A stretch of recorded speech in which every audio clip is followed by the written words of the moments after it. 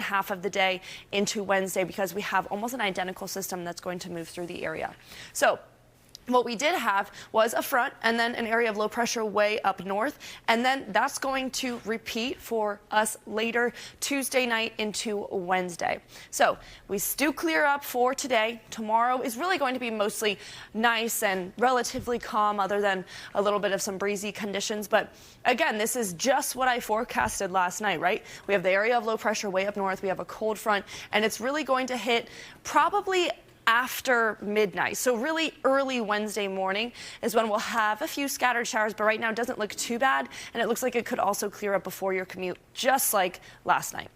So for the rest of your day, here's that gradual clearing I was talking about. By 7 p.m., we're still in the 60s or upper 50s. Then tomorrow morning when you start and head out the door to work, really not too bad. Upper 40s, but we are in the 30s for Monticello. But we start with clear skies. It'll be a mainly sunny day, kind of a mix of sun and clouds. We'll get back into the same range temperature-wise, probably about low to mid 60s. And then, as I was saying, just like clockwork, we have this system coming through really for the overnight hours of Wednesday. You might hit it on your commute if you're way out east for the eastern half of Connecticut or way out east on Long Island. Then we have 63 degrees on Wednesday. That rain is done early. We kind of drop a little bit for the end of the week to upper 50s, but right now it does look like the weekend will be dry. Bianca? All right, dry weekend. We can definitely be happy about that. All right, Liv, thanks so much. Well, Halloween right around the corner, and you may be in for a scare if you're shopping for that Halloween costume. Fox 5's Jessica Formoso takes a closer look at the spooky sticker shock that might be waiting for you.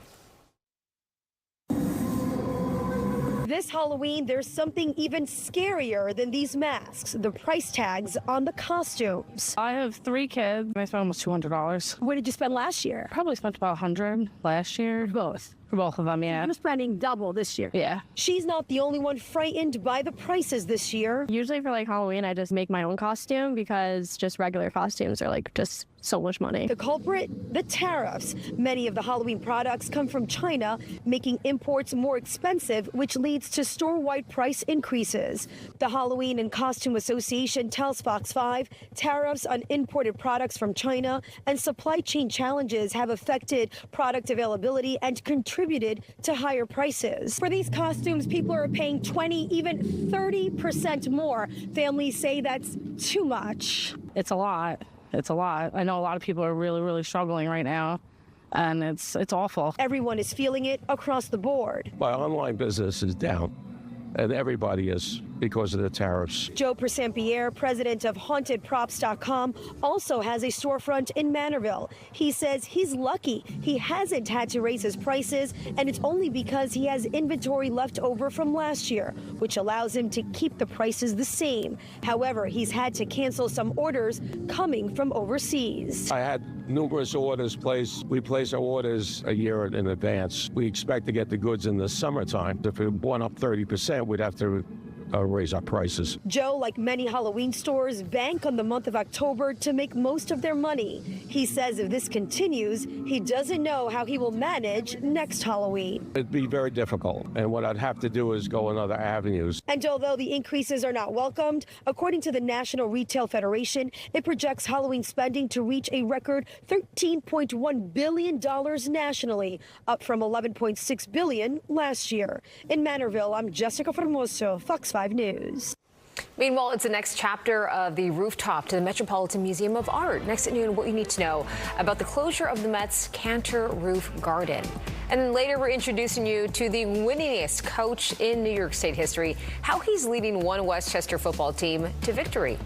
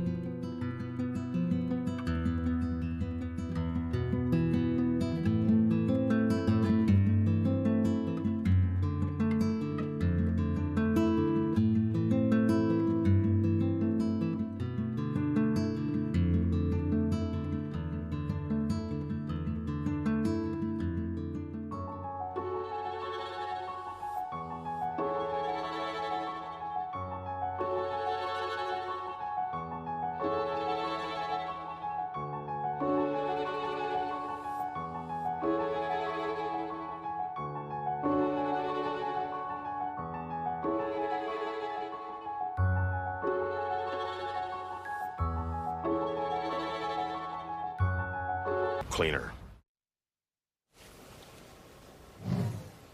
Well, the Actors Equity Association and the Broadway League reached a tentative agreement to avoid a performer strike. This comes after the contract between the two organizations expired last month.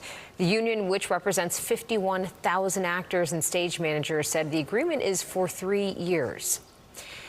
Meanwhile, the rooftop to the Metropolitan Museum of Art now closed for the next 5 years. Yesterday was the very last day the Met's Cantor Roof Garden was open before getting demolished and being replaced. The $500 million project includes a brand new wing for modern and contemporary art and a new expanded rooftop that will be open year-round. The current rooftop was only open from April through October. And just in time for Halloween, a horror movie is at the top of the weekend box office. Black Phone 2, the sequel to the 2021 film, topped the U.S. box office this weekend. That film took in $26.5 million. Meanwhile, Tron Ares landed at number 2 with $11.1 million. Good Fortune, Roofman, and One Battle After Another rounded out the top 5. Meanwhile, Bette Midler teasing Hocus Pocus 3. During a recent appearance on Watch What Happens Live, the actress said that she read a script for the upcoming film and that it is, quote, brilliant. Midler noted that there are still, quote, logistical things that need to be ironed out before production begins, but added that she is very excited about this movie. This comes 3 years after the release of Hocus Pocus 2, which became the most watched Disney Plus original film ever, and 32 years after the release of the original Hocus Pocus. All right, we're getting our first look at the docuseries for Tim Burton, Life in the Line. Take a look. I had a teacher who used to say to me, show me something I never saw before. That's what Tim does every time. He's a visionary. He's an artist. The 4-part docuseries features never-before-seen footage and artwork spanning Burton's early career at Disney, from Batman, Edward Scissorhands, The Nightmare Before Christmas, and Netflix's The Addams Family spin-off series, Wednesday. There were also interviews from Johnny Depp, Winona Ryder, Danny Elfman, Jenna Ortega, and a whole lot more. Tim Burton, Life in the Line will self-distribute Thursday on a custom direct-to-consumer streaming platform.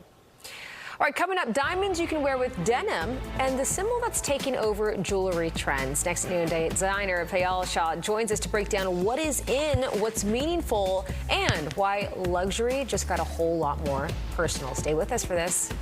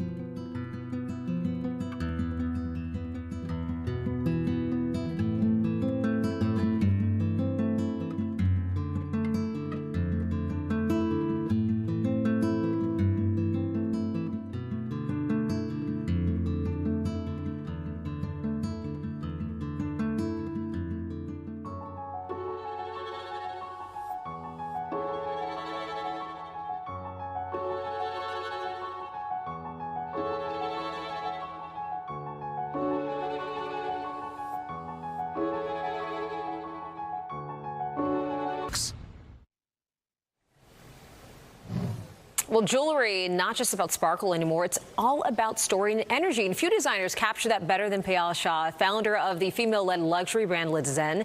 Her pieces have been worn by women all over the world, from red carpets to everyday life. And now she is redefining what effortless luxury looks like. Welcome to the show. It's so great to have you here. Thank you for having me. Obviously, you had to show up in something the sparkle of your own. Of course. Let's talk about the trends in jewelry right now. You brought some incredible pieces. I did. But the fact that people are wearing luxury pieces for everyday wear, I feel like that's changed, right? Absolutely. Well, one of the trends I would want to say is that jewelry is no longer just something that sits in your safe. Yeah. A lot more women are buying jewelry for themselves. It's a sense of independence. It's a sense of self-love, self-worth. So I want to wear something every day that reminds me how amazing I am, and you know, the moments in life that I am monumenting with jewelry. So this is why I think wearable, accessible luxury is really the trend these days. Mixing metals, stacking with stacking with wearable tech. This is what I actually saw and drew me to your designs, because I know a couple of people have Aura rings, and you design certain rings to go on top of them. Stack them. It's beautiful. Make them trendy, make them wearable, make them so that, you know, they sparkle with your heartbeat and HRVs and whatnot. I love that. I love that. Okay, so the fact that you being a female founder and designer in this space that's been mostly dominated by men for many, many years, how has that been, and how are you designing jewelry for specifically women? Well, it's crazy because 81% of buyers are women, and it's incredible that it's such a male-dominated industry for women. Yeah. So I love it. I studied architecture. The idea behind everything I design, whether we have two brands, the e-commerce or the high-end, is that we want to make jewelry an everyday, you know, attire. We want to make it so it's accessible, it's comfortable, it feels like your self-expression. I love a sparkle that can take you from day to night. Okay, so maybe let's talk about the night first. Some of the stuff that maybe you may not want to wear every single day, but I don't even. This is an art piece. It's an award-winning ring, actually. This is a ring? Let's have it on you. Yeah, it's a ring. Oh my God. It's called Blooming Through the 1960s. Hold on. Are we getting a close-up on? Inspired by architecture. We've got emeralds, diamonds, sapphires, rubies, name it. It's an iconic piece, one of its kind. We don't even sell it. Okay, I was gonna say, dare I ask, like, a quote, a price for this? One day. Maybe one of the auction houses.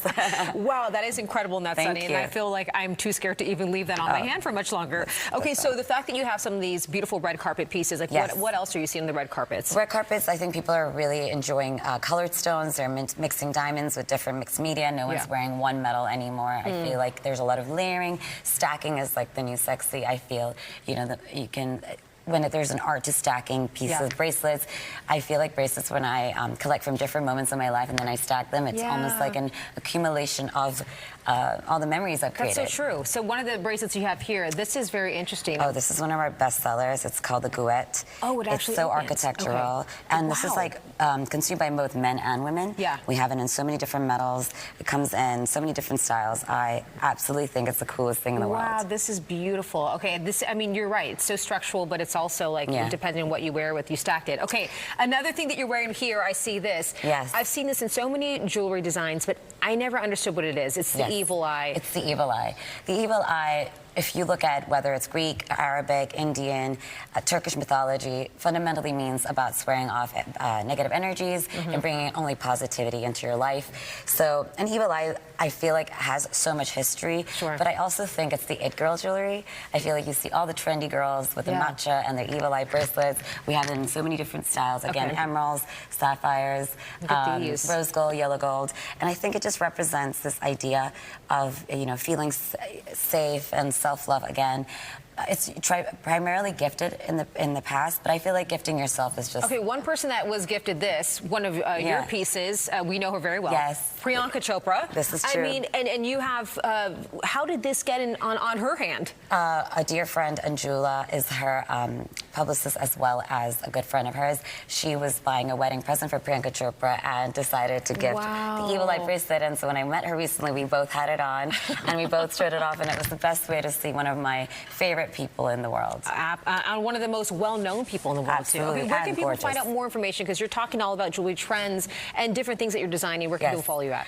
You can follow me on my personal, but obviously both brands have their own social media pages at Ledezen, at LDEZEN, and Stylish, PSYLISH. All right, well, keep up with her because she's posting all the stuff that you need to know when it comes to jewelry. If you want to buy yourself a gift or someone else a gift, who knows? All right, we're going to have more noon coming up straight ahead.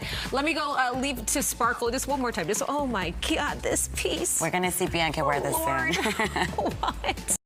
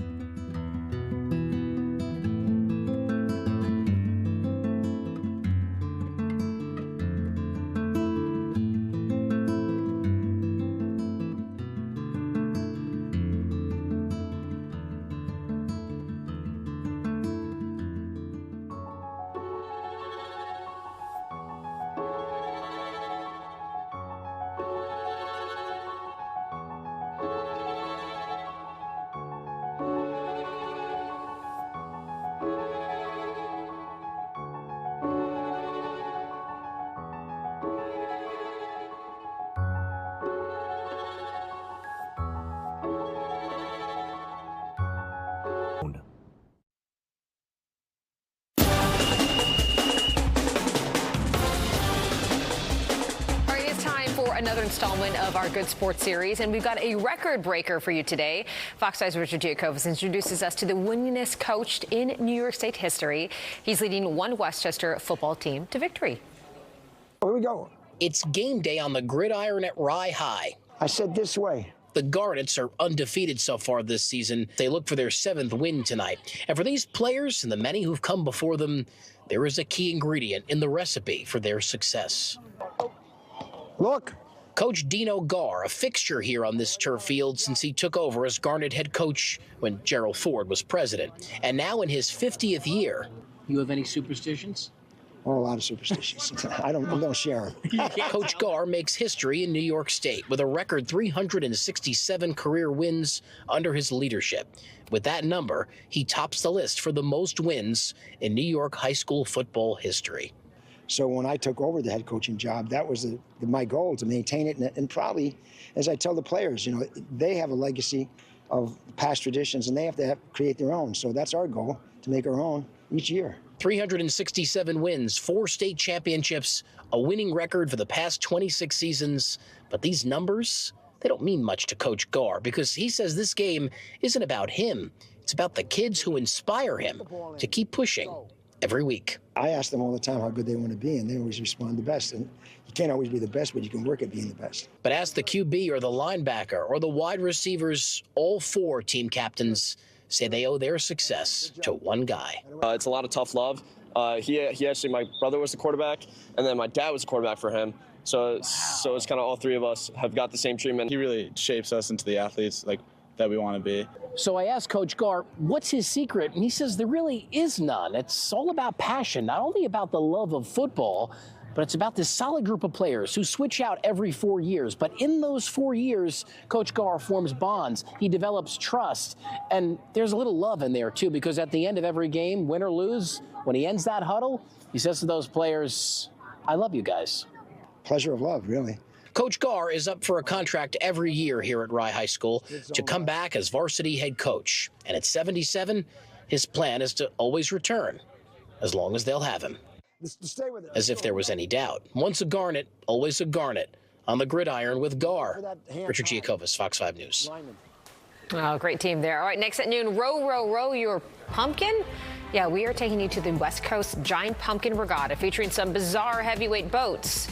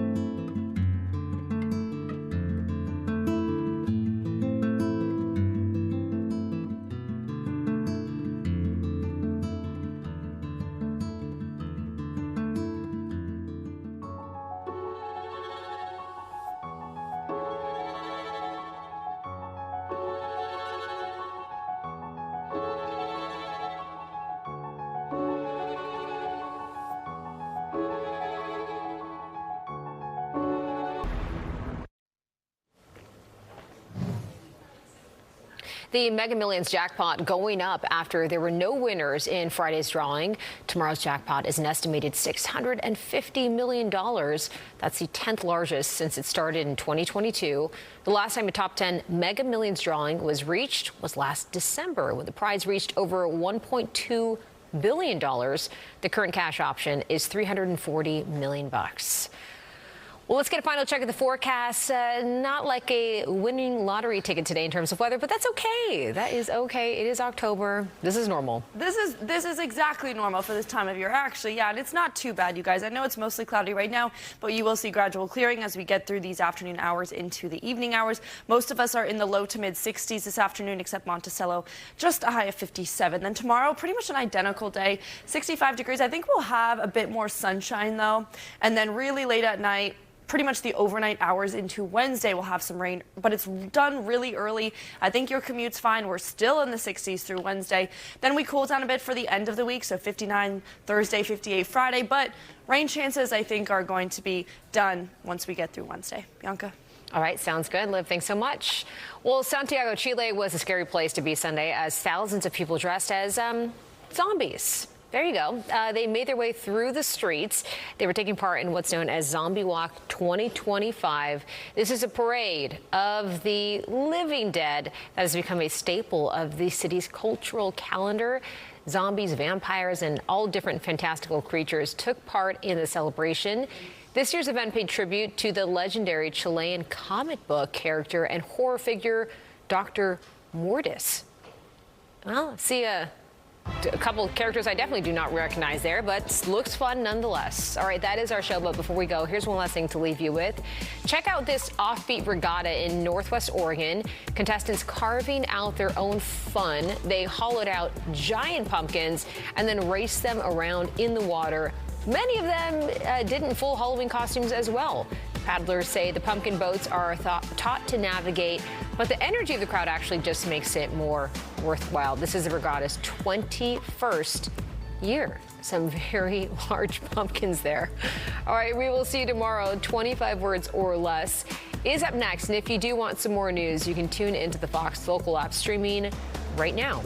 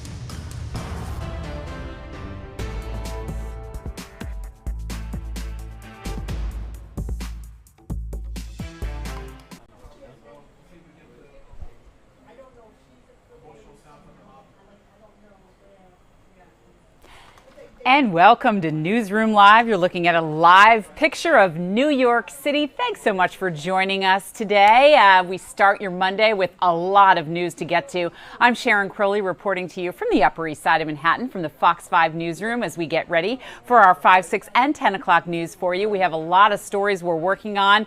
I'm going to get right to them, actually. The first one, breaking news that developed during the rush hour this morning. Someone abandoned a newborn baby on the subway in Midtown Manhattan. This is still a developing story. To get all of the details, we're going to go live now to Lisa Evers, who's outside that subway station on that stop there, the 1, 2, and 3 in Midtown. Lisa, I heard your report at noon. So many cameras in that area. What can you tell us about what happened? Well, first of all, let's just tell, this was a miracle baby that this happened, that a newborn baby girl with the umbilical cord still attached, wrapped only in a sheet, was left on a staircase similar to the one that you see right behind me, further down inside this station. This was up at about 9:30 this morning. This happened right at the height of the morning rush hour. Now, this is the 34th Street station. We're right next to Macy's right now, right up the block from Penn Station. There are just thousands of people coming through the station in the morning.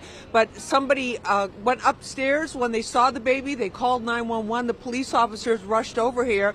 They found that infant, took her right away to Bellevue Hospital, where she currently is right now. She's being evaluated. She's being checked out. But the officers said that the baby was alert and conscious, which was a good sign, and thank God not trampled on or kicked or anything like that, because, you know, people are in a hurry to get to work or get wherever they have to go in the morning, and all those crowds, it's like you're not really looking down because, you know, you're just trying to make sure you don't get knocked or pushed or pickpocketed or something like that by people. So the baby's at Bellevue right now. The detectives are trying to determine who the parents are, but the thing that's going to really help them with this is 34th Street and 7th Avenue. We're in one of the most heavily surveilled areas in the city. I mean, there's cameras everywhere. It's part of the NYPD's network of cameras that they use to make sure, you know, that nothing bad is happening, to track crime, but also to track, you know, as a counterterrorism preventive measure. So Sharon, they have a lot of video to go through. There's a lot of stills. They're going to be able to find out, though. It does take time. It's time consuming, but they will be able to find out who dropped that baby off there, who left them, and where they originated from. Were they in the subway getting off another car, or were they coming up the avenue from another location? They'll check the location. They also have a camera surveillance network that is plugged into all the businesses here, so they'll be able to check, like in front of a cash machine or in front of any of the stores here, to see what information they can get, and it's quite likely that they'll have this figured out. But the baby, according to what the initial reports, we don't know at this point because she's been at the hospital now for a couple of hours, several hours. But the initial reports were that she, aside from being newborn and wrapped in only a sheet in the subway, she was conscious and alert. And that in itself, you know, at that point and in those circumstances was a very positive sign. Sharon? Lisa, you know, you use the word miracle, really. I mean, let's hope that this baby is going to be just fine. It brings the attention, though, that New York State and New York City, they have safe haven laws. They have laws specifically aimed at this, urging people that a newborn baby up to 30 days can be abandoned in a safe place, and the parent can do so anonymously if they leave the baby in a good condition. There are some other circumstances, but that includes a hospital, a police station, a fire station, but not a subway like this. It's you know, perilous what happened here, and we are all just hoping the baby is going to be just fine. But you know, it's really, you know, tragic to think that someone felt they had to do this. It's a miracle. And Sharon, I think the thing is, in regards to that law, yes, it's a very well-intentioned law, but I've spoken to social workers about that, who work with women in these circumstances, and they either don't know about the law, and if they know about the law, they're very suspicious about going into a public place like that because they know there's cameras everywhere. They're afraid that there will be retaliation from them. They're concerned. So it'll be interesting to see. But I mean, you've been in these trains and in these stations at rush hour. You're literally, you know, shoulder to shoulder and within inches of the person next to you. You're not looking down. Like right now, it's lunchtime. You know, people are where they have to be, so you can see what's on the steps. But at that time of the morning, I mean, that was incredible. So it'll be interesting to see if it was somebody that got off the train, left the baby there, somebody who came from one of the one of the buildings in this vicinity, came off the Penn Station, came off a train, a commuter train. We just don't know at this particular point, but you know, a lot of people are praying that baby's okay, and thank God the cops got here really fast. All right, Lisa Evers, thank you so much for this live report. We look forward to you updating us tonight at 5 o'clock on Fox 5 as we prepare for our newscast later this evening. Thanks so much, Lisa. Appreciate it. All right, thank you, Sharon. All right, as I said, we have a lot of news going on as we start this week here in New York City. So much to tell you about, and maybe you already know about this one. Amazon, a huge, massive global outage that started about 3 o'clock in the morning Eastern time. Amazon is mitigating the problem, but you may still be experiencing a wide range of outages. Now, AWS provides remote computing services to many governments, universities, and companies worldwide. Users are reporting outages on Down Detector's website with Snapchat, Fortnite, the online broker Robinhood, the McDonald's and Starbucks app, Amazon Music, you name it. The first signs of the trouble, as I said, emerged shortly after 3 o'clock this morning Eastern time. AWS reporting that it was investigating increased error rates and latencies for multiple services worldwide. A few hours later, Amazon Web Services said it had applied initial mitigations and is seeing now some signs of recovery. The company says it will continue to work through a backlog of requests to make sure everybody is online. Now, I spoke with the global editor-in-chief of Tom's Guide, Mark Spoonhour, earlier today about what's happening. He's been following it closely, and here's what he had to say. Of social media apps, gaming platforms, payment services, financial trading apps were all impacted, and there were thousands of reports on downdetector.com where many people log their complaints of all these services being down at once. We've been following. And that was Mark Spoonhour from Tom's Guide there. As he said, he has been following it, and we'll have another update for us and for you at Channel 5 tonight at 5 o'clock during our 5 o'clock newscast. Now, one of the reasons it's so important to find out the exact cause of this outage is because only a handful of companies provide these cloud services to all of us all over the world. And it really exposes a vulnerability when something like this happens to just how quickly so many services that we use, including online banking and all kinds of things, groceries, you name it, that can go down. So it's a scary thing, and we're hoping to find out some more from Amazon. And when we do, we'll of course bring it to you tonight on the Fox 5 News at 5 o'clock. We have so much more news to get to you. It's a really busy Monday for you. Disgraced former Long Island Congressman George Santos is a free man. He was freed after President Trump commuted his sentence. Our Jody Goldberg sat down with him, has an exclusive story coming right up. So keep it right here. We'll have all that in just 2 minutes.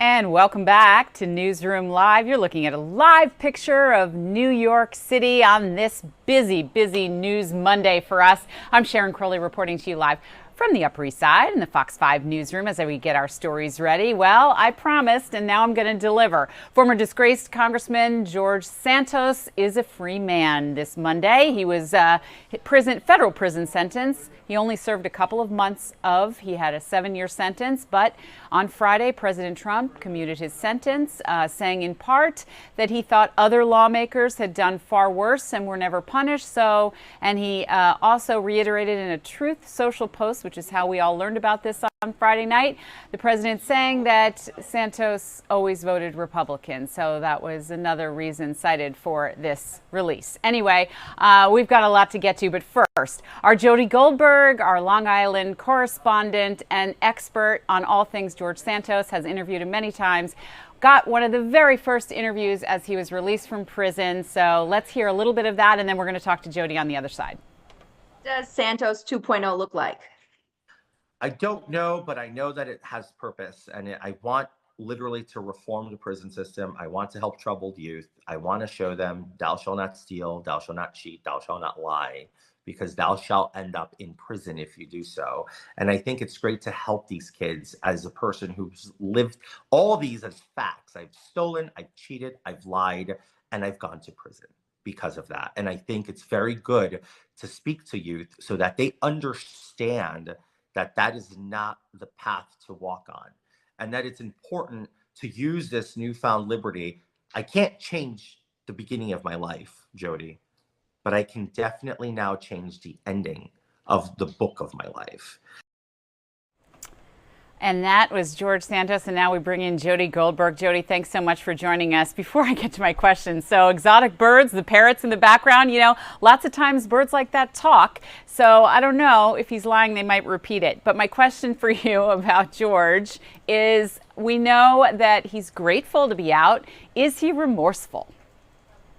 So he apologized, but hold on, Sharon, before I forget, the exotic birds in the background, yes, they have names. He told me that his husband, Matt, actually adopted them when he was sentenced, and he started his sentencing back in, I think it was July. His husband adopted them, assuming he would be gone for 87 months. And so these are new birds. He tells me he has 4 dogs. He now has 2 birds. They're macaws. And yes, like you said, they do speak. I guess his husband wanted someone to speak to while he was in jail. And now he's out. The birds are still there. Listen, but as far as remorse. Yeah. Well, Amazon Alexa, you know, Amazon's been having these outage problems. So Alexa spies on you and listens. And the birds might be a better option. But go ahead. Let's stay back on track. More reliable, right? They don't have outages. They don't run on Wi-Fi. And they're there. And I hear they live a long time. So the birds, that's their story. As for Santos, he did express remorse. He said he was sorry several times. I am going to just go to a quote right here. He said that he cheated, he lied. He actually said he wanted to help youth in the prison, you know, and in the prison community not make the same mistake that he did. He wanted to help them by teaching them basically to do everything that he did and tell them to do something totally different. Interesting. Well, Jody, one of the reasons I should have mentioned also is the president said that, you know, Santos was having trouble in solitary confinement, suffering. Did he mention anything about his experience in prison? So what he mentioned was he said everything is very backwards in prison. Everything is the opposite. And so he used an example that if someone was complaining about sex abuse, this didn't happen to him, but this was an example that he shared with me. If that was the case, instead of moving the alleged, you know, person being questioned of that, they would move the alleged victim. And he said everything was backwards. He also said that if he was having an issue, he would be moved to the SHU in solitary instead of someone else. And you know, it said he said that it got to him. He said he wrote 3 what he called suicide letters in jail. He said he's someone who's always struggled with mental illness, but he never contemplated suicide until he was in jail. He also said, you know, if he expressed suicidal ideations, instead of helping him, they would put him, you know, in a white box, which would have made the condition even worse. He said he had to go on medication while he was there. Just very interesting takeaways from this sentence. I mean, he served 12 weeks out of 87 months. Wow. He was there for just about 3 months. You know, you and I have both talked to this concerned citizens group out on Long Island that was formed when this scandal broke because they wanted to make sure justice was served. And I talked to the woman who was at his trials and all of that. How are they taking this? Because when we talked briefly to them on Friday night, they just didn't know what to do. They were really outraged that he was released. And there are many Republicans outraged as well. So you spoke with Jody. Her name's Jody Cass-Finkel. She heads this organization, Citizens Campaign New York 03. She was one of the constituents in his district, as were so many thousands of people in Nassau County and parts of Queens, and they feel very betrayed. They're questioning, the justice system, how someone like this who did what he did could just be, taken out of jail and freed within a matter of hours. It happened at 6 o'clock on Friday night, and by, early Saturday morning, he was home. Yeah. And Incredible. so, they're feeling betrayed. They have many questions. They're confused, and they say they were blindsided. You have one gentleman in New Jersey, his name's Rich Ostroff. He is the one who said that Santos stole money that was going to be used to help save his dog Sapphire. He was in court for the sentencing. Jody Kasfinkel, who we just spoke about, was in court, and these were people who actually started clapping when the judge handed down this 87-month sentence, and they're sitting here wondering how it happened, how this is even possible. As far as one more thing I want to bring up, the Congress members, you have Nick LaLota, you have Anthony Garbarino, you have Tom Suozzi now, who is in that seat where Santos represented in New York's 3rd District. You also have Laura Gillen, many of them wondering how this happened. So many of them worked so hard to get him behind bars, and now the fact that he's out, they're just kind of shaking their heads. He did say, Santos did tell me he doesn't blame them. That is something that he said this morning. So what is next for George Santos? Are we going to see him on, I don't know, Dancing with the Stars or reality TV or a podcast, something along those lines? I question whether or not he's working on a book. It's interesting. He had this column. So he stayed very relevant, Sharon. He stayed relevant in jail each week. He had a column for the South Shore Press where you actually heard his account from behind bars. That's where he made his last plea to President Trump exactly 1 week ago today. He's on Cameo. He's selling his videos for $300 a clip. And he's also saying that he's not going to pursue politics. He talks about kind of Santos 2.0. If he's not going to pursue politics, he wants to do something about prison reform, youth reform, helping people kind of, not do what he did. And I'm wondering, too, Jody, if he might be in some civil trouble. I know his conviction was commuted, but it does beg the question. There's a lot of people that feel they were harmed that might try to go after him in the courts. Whether individuals will go after him still remains to be seen. He says that he's not even sure how these fines or restitutions would be paid. If you look at the clemency and the grant of clemency, it says that he's not responsible for them. It was about $375,000, maybe a little bit less than that, except it's like a court, he doesn't have to pay it right now. And I asked him, I said, wouldn't you want to, if you want to start over as this Santos 2.0 and you believe in God, wouldn't you want to just kind of start with a clean slate? And he said he doesn't know how to answer the question right now. Right now he's 4 days out of jail and he's just going to take it, step by step. So I thought that was interesting as well. Very interesting. Jody Goldberg, thank you so much. We look forward to your full report tonight at 5 o'clock on Fox 5. Before, I have one more thing to share with you. Oh, yes, please. Go, yes. Him, I can't leave without sharing this with you. Yeah.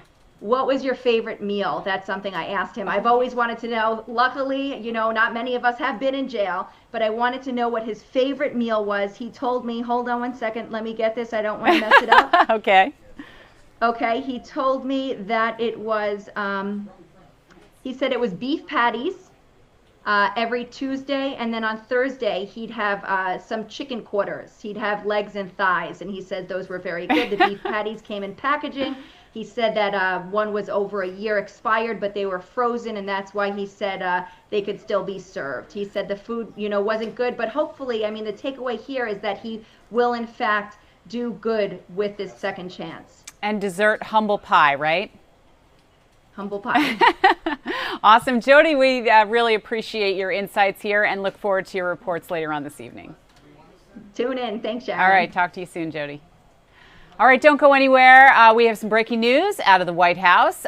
President Trump hosting another foreign leader and breaking some news on a tariff deal with China, as well as the very latest on efforts to try to end the war between Russia and Ukraine. We'll be right back in 2 minutes. Keep it here.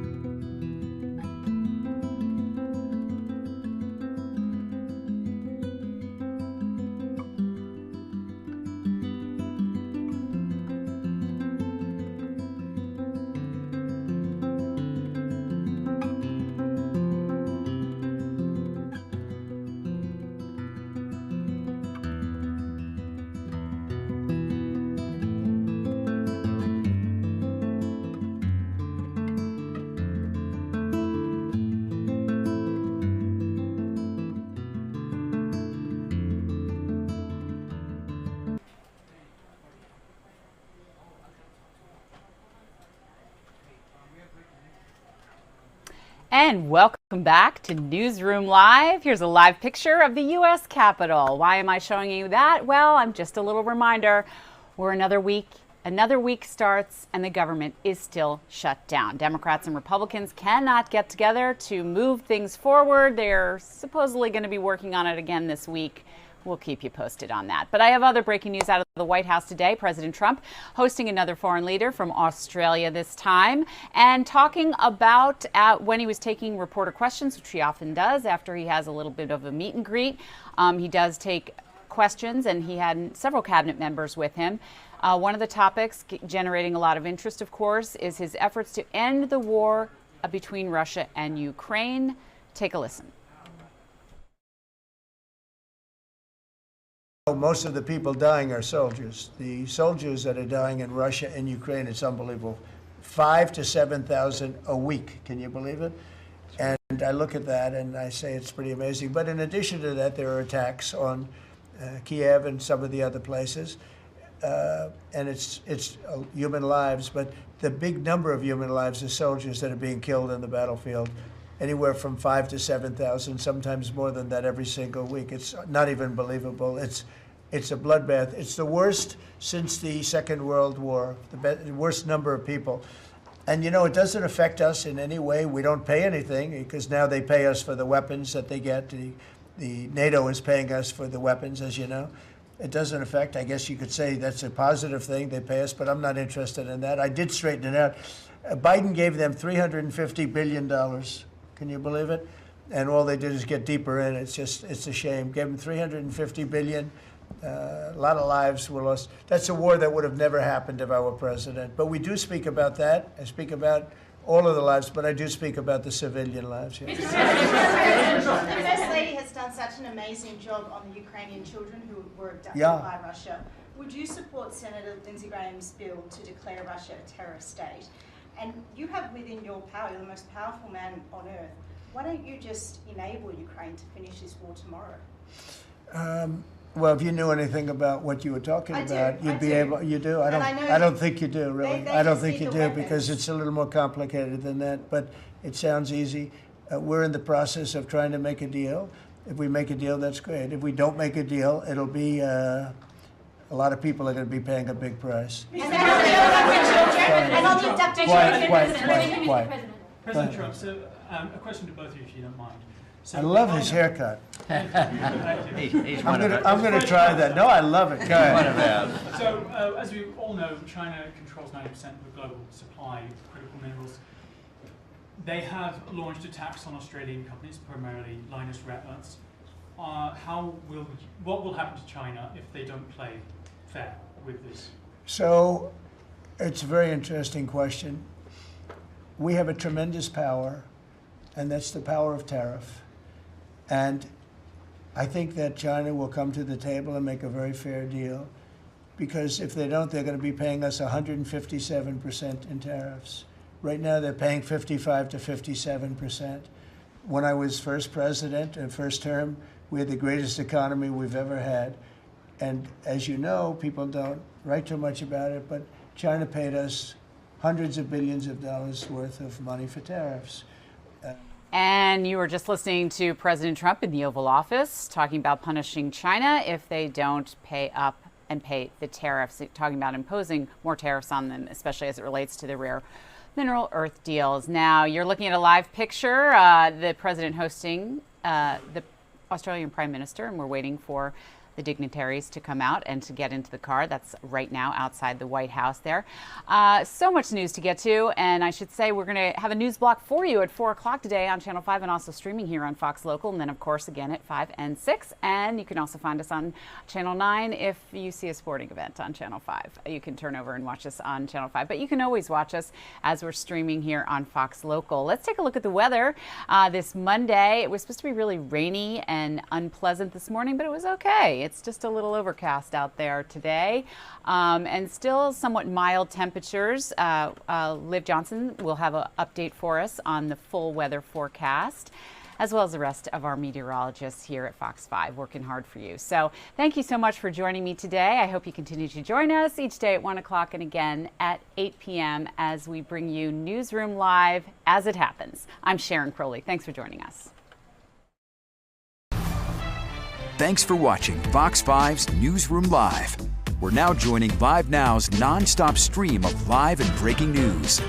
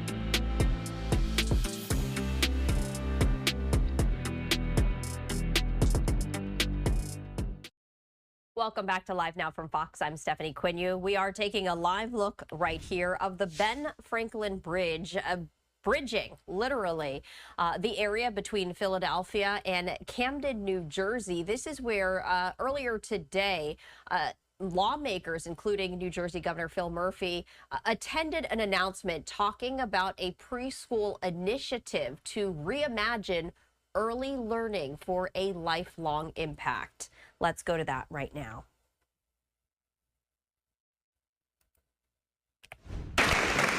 Always want to be nice to our host here. Well, good morning and welcome. Thank you all for attending this morning with us. And special thanks, of course, to Governor Murphy. Governor, your leadership over the past 8 years has had a profound impact on the state of New Jersey and certainly more locally here for the city of Camden. So for that, we are so very grateful and honored to have you with us here today. Thank you so much.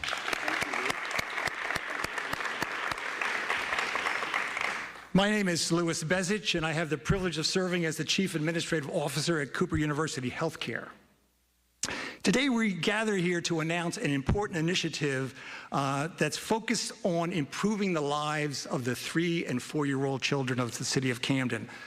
The partners that have gathered here today are all committed and focused on creating the optimal learning environment and developmental situations so that in the short run, our 3- and 4-year-olds will be what they call kindergarten ready, and in the long term lead successful, fulfilling, and prosperous lives.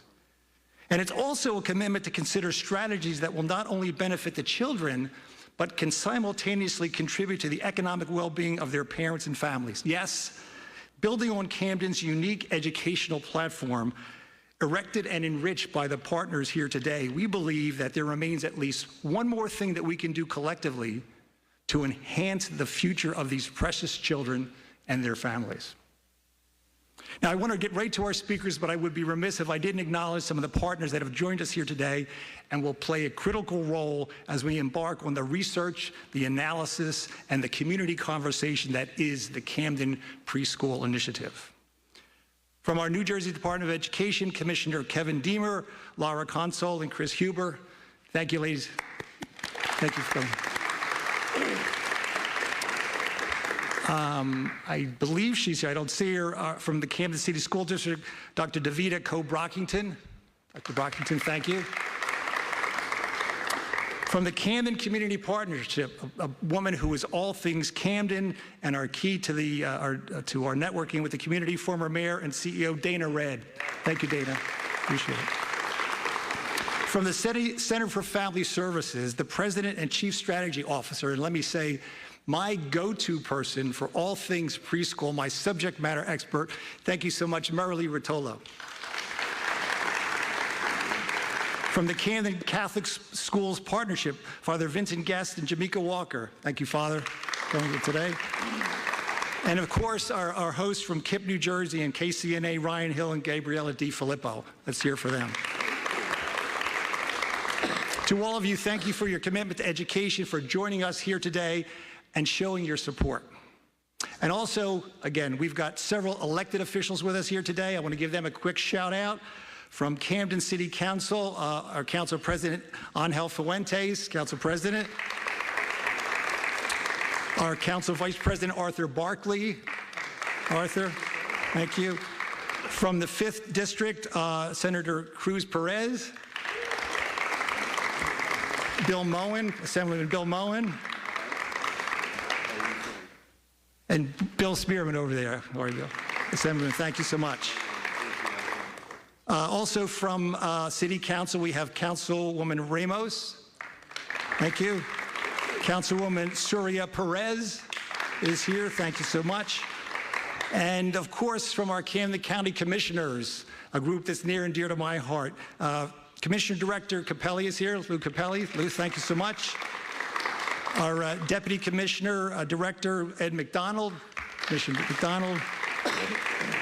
Commissioner Jeff Nash is with us here today. Jeff. Commissioner Fleischer. And Commissioner Al Dyer. I think I've got, did I miss anybody? Oh, Sheriff Billingham. My goodness. Thank you, Sheriff. The man who's helped us coordinate this whole event. How could I miss you? Thanks so much. Okay, let's get to our special guests.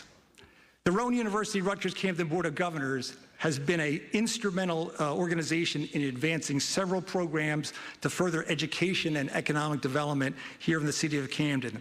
And to this list, we can now add the Camden Preschool Initiative. David Mayer is our board chair. He is here with us today. Please welcome David Mayer.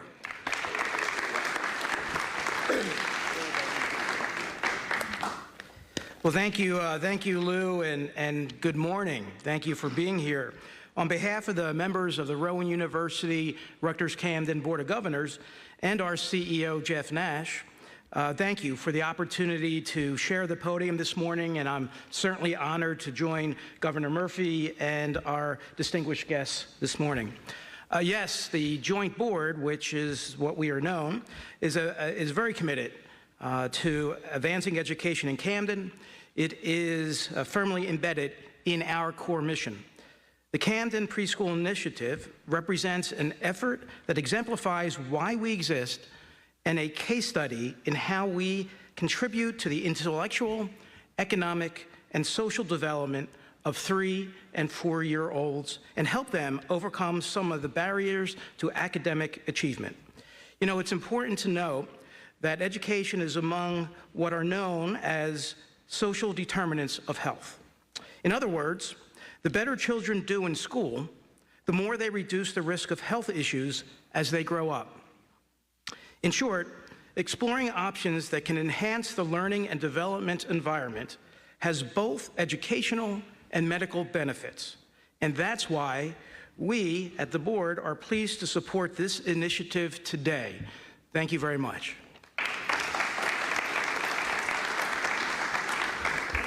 Thank you, David.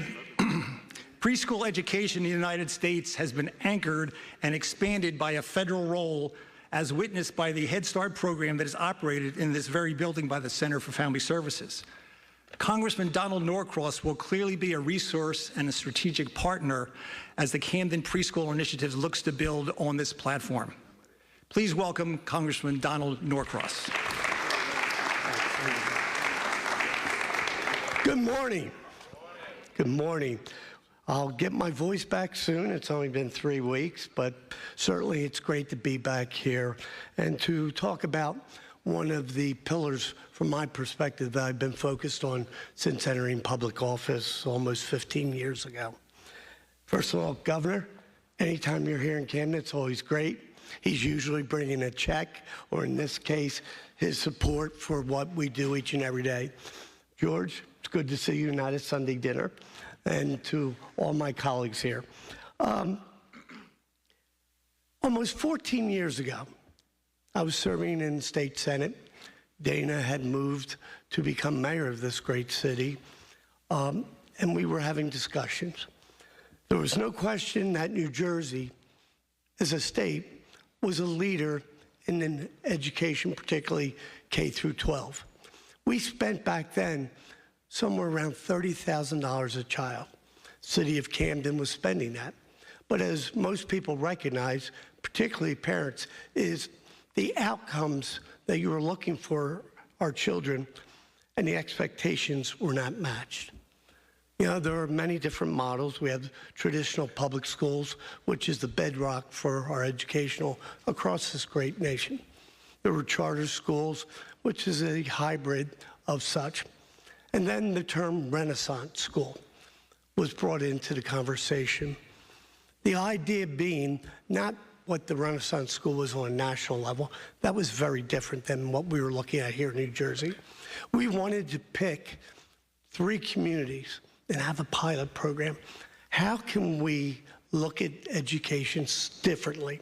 We're spending the money, and though the act, now known as the Urban Hope Act, became in the very building we are in, along with so many other in the city of Camden, were born. And the idea here is the follow-up piece is they were to report back on how things in those Renaissance or the Urban Hope schools was being done differently. It was a hybrid. It was public and private. And this, what we're celebrating today, is an offshoot of that vision almost 15 years ago, is how can we deliver? For any of us who have children, we know how incredibly important it is those early years. But in the city and many urban areas around the state, that wasn't happening. And this isn't to cast blame. Parents working 2, 3 jobs, trying to take care of home, is incredibly difficult.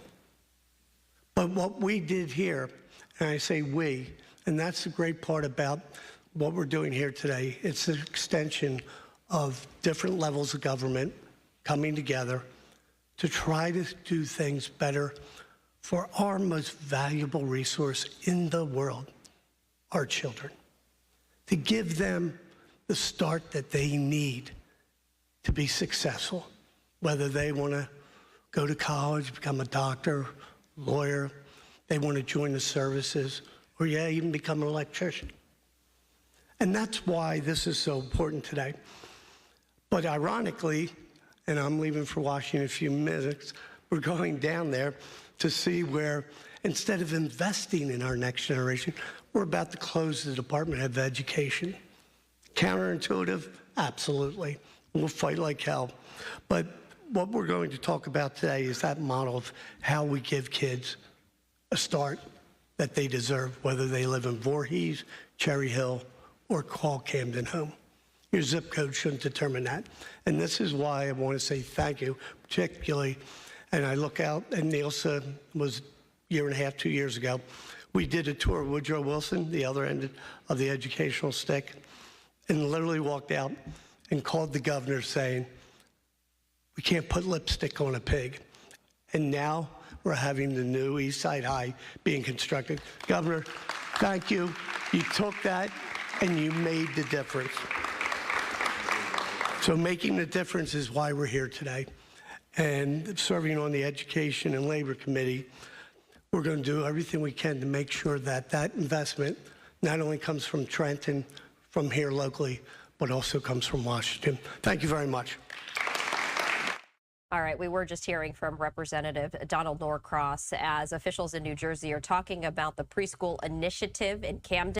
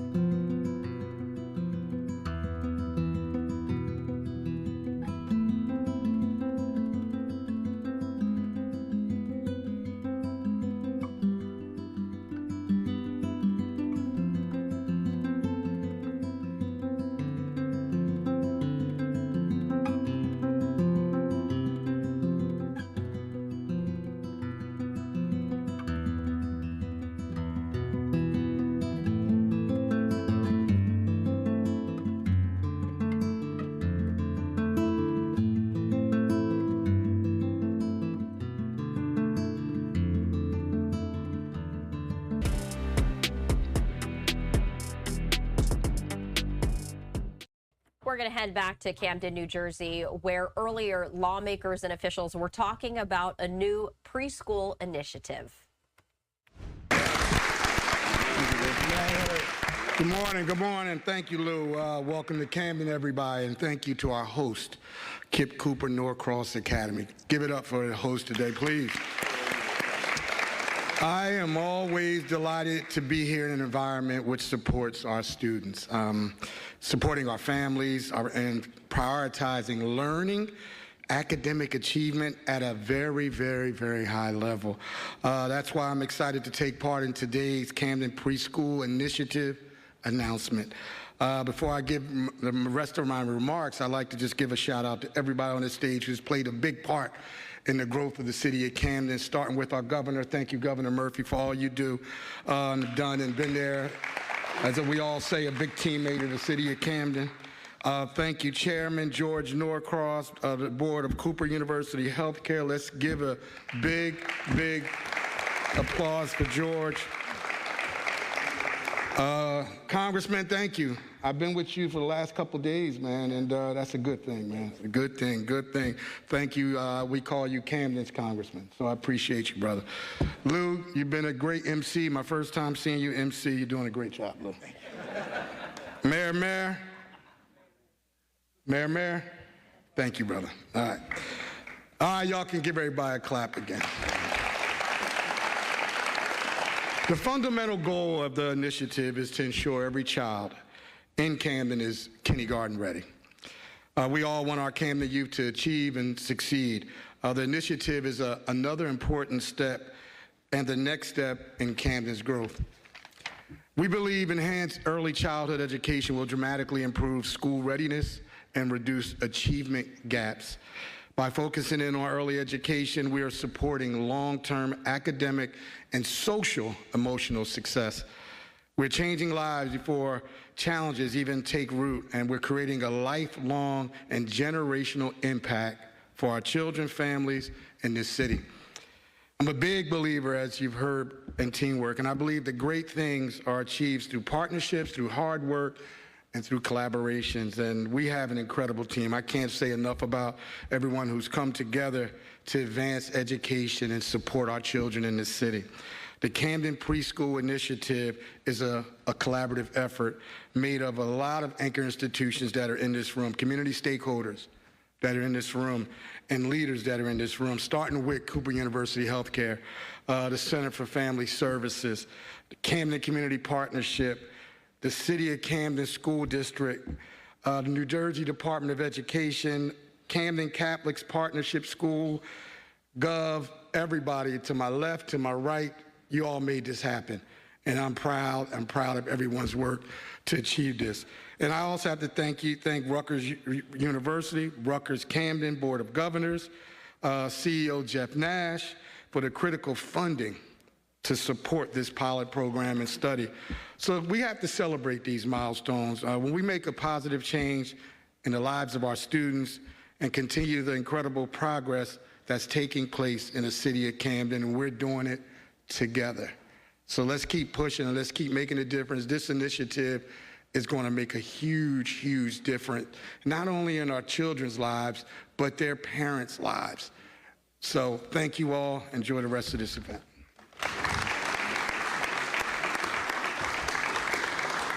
Thank you, Mayor.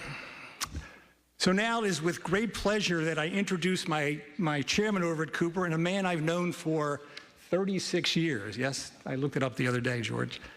He is a visionary and a man committed to all things Camden. And you know, looking back over those 36 years, I will tell you that his passion for this city is as strong as ever. Ladies and gentlemen, please welcome George Norcross. Good morning. Welcome, Governor. Thank you for joining us once again. Donald mentioned over the last 14, 15 years the amazing renaissance that's taken place in this city. It started out as a small story and then became a bigger story over the course of years. National stories, beginning that many years ago with public education, public safety that began under Mayor Redd. In fact, during Mayor Redd's tenure, I would say the most difficult things were put in place during her administration. Back then, public safety was a new thought. The new public safety police department was put in place. Several weeks ago, there were national stories about Camden not having a single homicide and using drones throughout the city. What a novel thought. Probably could be used in many other urban areas. Over the course of these years, the creation of the Camden Health and Athletic Association. All right, so we are listening into George Norcross there, a New Jersey business owner. But I did want to share this live look with you as we just saw the Australian Prime Minister departing the White House. He's really only traveling and driving across the street to the Blair House, which is where dignitaries reside. But we did want to share this with you as this is a live look. We haven't seen President Trump. The person who escorted the Prime Minister out was not President Trump. However, the two world leaders were just at lunch together, and prior to that, they were speaking with one another and speaking to the media there as well, talking on a number of different issues, including trade, including minerals and critical earth minerals, as well as China right there. So we did want to share that with you as we just saw live the Prime Minister of Australia departing the White House right there. Earlier in a statement, he shared this, saying, quote, Australia and the United States have stood shoulder to shoulder in every major conflict over a century. I look forward to a positive and constructive meeting with President Trump at the White House. Our meeting is an important opportunity to consolidate and strengthen the Australia-United States relationship. So any additional statements, we, of course, will bring that to you. In the meantime, another live look at the White House, as it has been a rather windy Monday right there. You can see the American flags waving there in the wind. I'm Stephanie Quinu. You are watching Live Now from Fox. We are going to step away for a brief moment. Mike Page is going to be your host, continuing our coverage.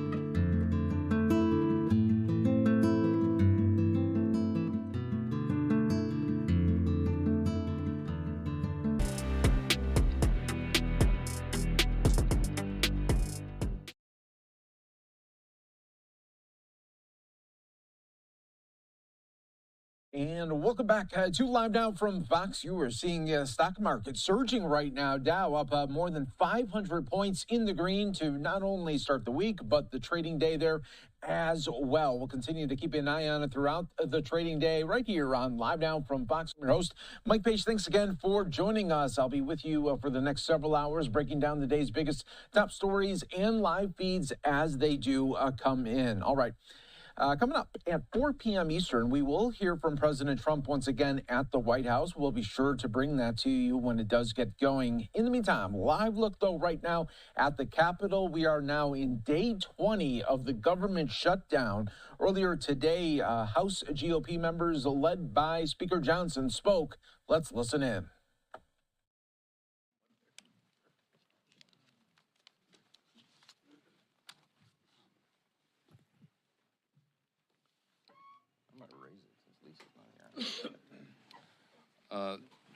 Good morning to everybody. Thank you for being here this morning. For those of you that are keeping track, this will be day 20 days since the Democrats recklessly shut down the United States government.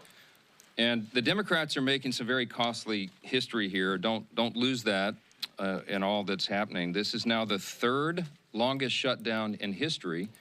And when you look at it carefully, it is now already the longest full shutdown of all time. You had an example in 2018, and you had one back in 1995 that were longer, but they were partial shutdowns because they only affected a part of the federal government. This is everything. And it's also important for us to note, this is the first time in history that any party has had the audacity to shut down the government over a totally clean, nonpartisan continuing resolution. This is a political stunt, and it's the first time it's been done, and it is the most costly, most selfish, most dangerous political stunt in the history of the United States Congress, because as we have stood here day after day after day explaining all the Americans who are being harmed by this nonsense. And the Senate Democrats have zero shame about this. They don't have any shame at all about the pain that they're inflicting upon hardworking families, upon soldiers and law enforcement officers and veterans and the elderly and the disabled and women, infants, and children. Services to all those categories and paychecks to those folks are being stalled because Democrats are playing games. Today, Leader Thune in the Senate will once again bring the clean, nonpartisan CR to the floor for a vote. They will have another chance. Democrats will have their 12th opportunity to pass the bill. It is the same bill that they themselves supported just 7 months ago, and Chuck Schumer gave impassioned speeches on the floor about how it was the only option. And don't forget, they did it 13 times under the Biden administration. Very similar measures, but not now. Something's changed. Over the weekend, we saw what it was all about. The Democrats made crystal clear that this is about politics. The politics were on full display. The politics, the spectacle, is what the mobs, the crowds, the rallies this week were all about. It was quite ironic, though. The irony was very glaring. They called it the No Kings Rally. But the great irony, of course, that we pointed out over and over was if President Trump was a king, the government would be open. If President Trump was a king, he would have closed the national parks and the National Mall, so they couldn't have had the rally out here. By the way, that's what President Obama did during the shutdown in 2013, closed all the parks and the National Mall. Here in Washington, you had Senators Bernie Sanders and Chris Murphy and Cory Booker and others marching in the streets. Now, these are the same senators who voted over and over to shut down the legislative branch and hand the reins to President Trump. They're decrying the situation that they themselves created. This has always been about the spectacle. Chuck Schumer himself joined the spectacle in New York City. And it's interesting to note his activities there. He was standing side by side some of the most radical groups that maybe ever assembled on U.S. soil. They openly advertised as co-sponsors of the event in New York City the Communist Party USA, the Democrat Socialist of America, the Freedom Socialist Party, the Young Communist League of New York, many others. Do we need any further evidence? They're not hiding this. They're out in the open. They're not shy about it, because this is the core constituency of the modern Democratic Party. These are objective facts. Look at what's happening. Open your eyes. It is exactly why Chuck Schumer is pandering in this whole charade.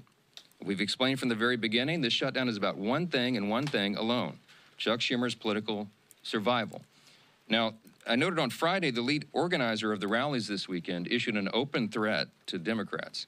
Quote, "The cavalry is coming in on October 18th, and they're either going to be celebrating with you, or they're going to be calling for new leadership." Now, that's a direct threat to Chuck Schumer, and he heard the message. And so did Hakeem Jeffries in the House. And that's why neither of them were here doing their jobs. Instead, they were out in New York and California. They were catering to the same radical base that is just days away from electing an open Marxist as mayor of New York City.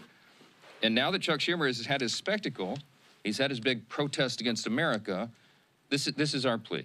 We're asking, and I think everybody in this room and everybody watching, listening to our voices this morning should be hoping that he is finally now ready to go to work and end this shutdown and stop inflicting pain on the American people. Republicans have been working. We are ready. We've been doing this. It's been over a month now. We passed a responsible short-term solution to keep the government open while we just simply finish our work to fund the government openly and transparently, and Republicans are completely united on that front. On the other side, Democrats can't even agree amongst themselves. You got different subgroups among them. You've got a few reasonable Democrats who know shutdowns hurt the people, and they've already voted for our bill. They want to keep the government open.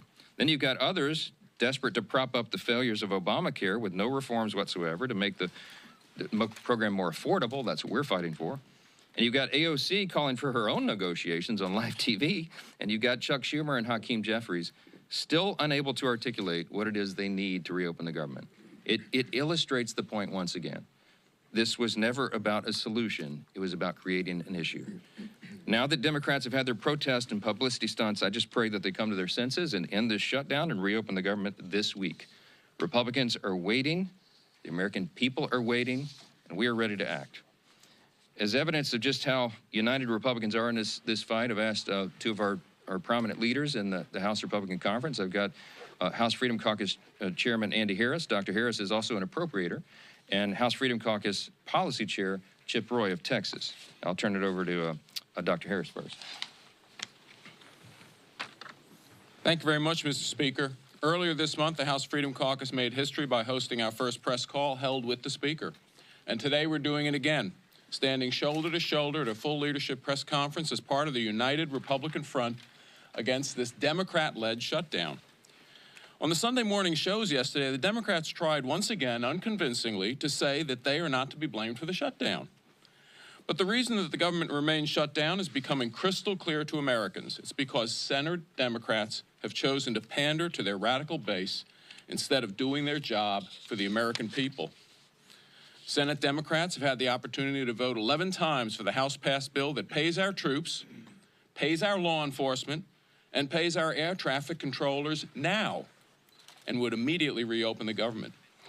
Instead, they've sided with the same radical activists who filled the streets this weekend chanting "No Kings" at rallies backed by the Communist Party USA and socialists, the same people who claim to hate power while demanding more control over your life. The question before us now is simple. Will at least 5 Senate Democrats relent and break from their party's left-wing fringe and vote to reopen the government today? Let's also be honest about what the Democrats are really fighting for. They're demanding taxpayer-funded health care for illegal immigrants. They want to eliminate work requirements for welfare for able-bodied adults who could work but choose not to. And they're defending hundreds of billions of dollars in continued corporate welfare for big, profitable health insurance companies that have already made a fortune off Obamacare with the Biden bonuses that the Democrats scheduled to expire at the end of this year. House Republicans have already done their job. The only thing standing between America and a reopened government is a handful of Senate Democrats too afraid of their activist base to do the right thing. But it's time for those 5 Senate Democrats to show some courage, stand against their leadership, but with hard-working Americans, and vote to reopen the government. I want to close by thanking Speaker Johnson for his leadership in standing firm against the radical left's unreasonable demands and for standing with the American people.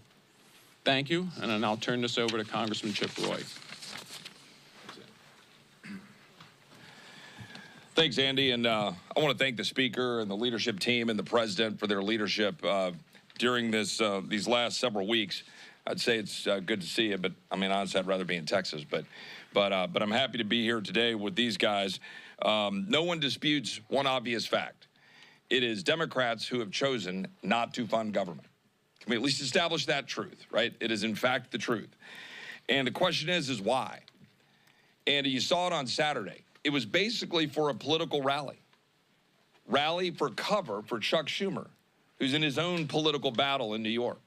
That's the truth. And the irony of this is this No Kings rally. What are we actually talking about? I mean, it wasn't President Trump, but Democrats who tried to make us take a shot or lose our job. It wasn't President Trump, but Democrats who were burning our cities to the ground in 2020 and attacking police officers. It wasn't President Trump, but it was Democrats who want to push boys into girls' locker rooms, who want to force surgeries upon children. It wasn't President Trump, but Democrats who pushed fraudulent mail-in ballots in 2020 and left the elections in question. And then when Americans dared to question that stuff, they sought to jail the American people.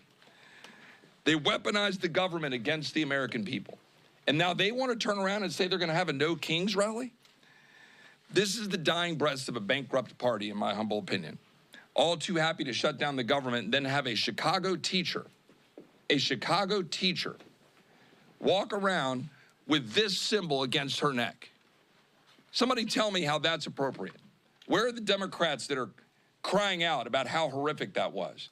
And by the way, where are the Democrats who are calling out the Attorney General in Virginia for calling on the death of children of a political opponent?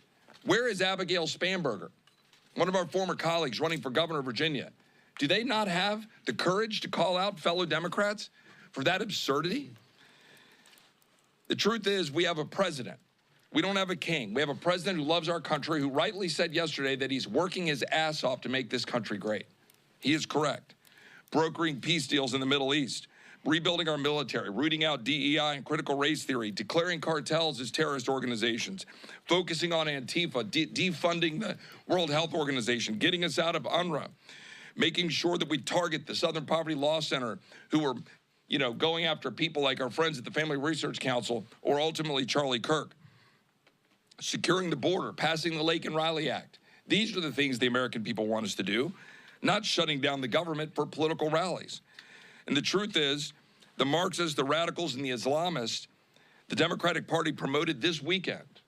They cannot handle the truth. The truth is that there is a king, and that king is Jesus. And the president has been willing to say it. His administration has been willing to say it. And Charlie Kirk was willing to say it, and he got killed for it. Democrats are using this ridiculous political exercise to hold hostage the government of the American people, pretending it's about health care. Meanwhile, it is Democrats who've been holding the American people hostage to an unconscionably broken health care system that they themselves created. We're saying no more. We're the party that's standing up for hardworking Americans who can't afford health care, who can't afford insurance. We're not for giving more money to the insurance companies. We're not for a $400 billion blank check to big corporate America and corporate welfare, like my friend from Maryland said. We're not for health care for illegal aliens, but for standing up for American citizens to be able to afford health care, to carry forward the president's good policies, like short-term limited duration plans and other ways that people can actually go and afford health care. We're for law and order. We're not for hate-filled lawlessness. We're for common sense, not radical surgeries on our children without parental consent to say a boy can be a girl. We're for a message of hope, hope born in the freedom of those who fought to give it to us through their blood and also through the blood of our Savior, Jesus Christ. Republicans are working to make America great again. Democrats have been trying to run out the clock. And for Hakeem and Chuck, their time is up. Let's turn it over to Steve. Thank you, Chip. Well, you can see Republicans are united strongly in working to open the government back up. We all voted to prevent a government shutdown, and that bill went through the House weeks ago on almost exclusively a party line vote. And since then, for weeks and weeks, that bill has been in the Senate, where Democrats, led by Chuck Schumer, consistently have voted to shut the government down. And we've said all this is about is Chuck Schumer trying to appease his most radical base, the most far-left elements of the Democrat Party, the people who have taken over the Democrat Party. Frankly, they've held Chuck Schumer hostage, and so now Chuck Schumer is holding the American people hostage. And this weekend, we got to see on display what that Hate America rally we've been talking about was really all about. And you could see some of the signs. These are just a few. But over and over again, you could see signs like 8647. I think everybody knows what that's about. Multiple signs like that advocating for the death of our president. And where are the Chuck Schumers of the world calling that out. They didn't call it out. They actually went and celebrated with those people that are advocating for the murder of President Trump and other Republicans. It's insanity. Yet that's where the Democrat Party in Washington has gone. Most Democrats around the country don't buy into that far-left radical socialist base that Chuck Schumer's catering to. And that's why so many are walking away from that party. But in the meantime, that's who is controlling the Democrat Party here in the United States Senate and in Congress. And that's why we continue to be at this stalemate, not because there's some ability for us to come together and find a common ground. We've been trying. We had a provision in the working families tax cut that would have lowered premiums for families, health care premiums, by 11%. It was scored by the Congressional Budget Office to do that. 11% reduction in premiums for families. And you might ask, well, why is that not law of the land? Because it passed the House. Well, when it got over to the Senate, it was Senate Democrats who went to the parliamentarian and fought to get that provision removed because they don't care about lowering premiums for families. They really don't, and they showed it over and over again. What do they care about? They care about catering to the most radical elements of their base. You could see the sponsors, and it's been mentioned before, the Communist Party of America, the Socialist Party. Well, that's who's taken over the Democrat Party. That's not who America is. America is not a socialist nation. It's surely not a communist nation. But the Democrat Party here in Washington is trying to pull the country down that rat hole. We've seen it over and over again. That experiment's been tried time and time again, and you could go look at the scrap heap of history to see other countries where it's failed. Why won't they go protest over in those countries and just be a part of those countries where it's already failed? But they come here and they lie about our president. They call him a king, where, ironically, they're also advocating for the death of that democratically elected president. And so you've got to see it all on full display. And hopefully that's what Chuck Schumer needed to go through to show them that he's still keeping the government shut down to appease that group. But now that rally is over. And the pain that he has inflicted on American families continues. It's time for Chuck Schumer to end the pain he's inflicting on millions of American families. And finally, vote. Just 5 Senate Democrats need to come together to vote to open this government back up again. We still have big differences, and we'll be negotiating our differences in the weeks ahead. But it's time he releases the American people from this crazy experiment. With that, bring up our whip. Tom Emmer.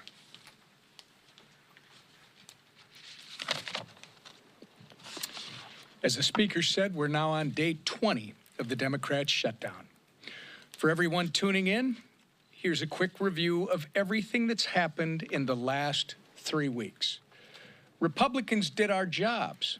We passed a clean, nonpartisan government funding bill that Democrats supported just 6 months ago and passed 13 times under the Biden administration. 11 times now, Democrats have refused to pass our clean CR, shutting the government down in the process and forcing Americans to pay the price. In order to simply turn the lights back on, Chuck Schumer and Hakeem Jeffries have demanded $1.5 trillion in new spending for things like taxpayer-funded health care for illegals and cutting $50 billion from our rural health care fund.